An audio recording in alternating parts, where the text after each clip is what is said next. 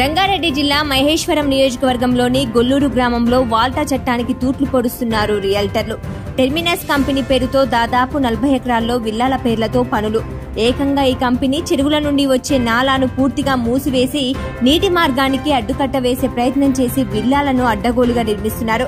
గ్రామస్తులు అధికారులకు ఎన్నిసార్లు మొరపెట్టుకున్నా కూడా నామమాత్రంగా అధికారులు వచ్చి చూసి వెళ్తున్నారే తప్ప అడ్డుకోవడం జరగట్లేదు. ఇదిలాగే జరిగితే రాబోయే కాలంలో వ్యవసాయం చేసుకునే రైతులకు తీవ్ర ఇబ్బందులు ఎదుర్కొనే పరిస్థితి ఉంటుందని గ్రామస్తులు ఆవేదన వ్యక్తం చేస్తున్నారు. తుమ్మల చెరువు, ఎర్రకుంట, మల్లె చెరువు నుంచి వచ్చే నీరు ఈ వెంచర్ మార్గం గుండా బయటికి వెళ్లాలి.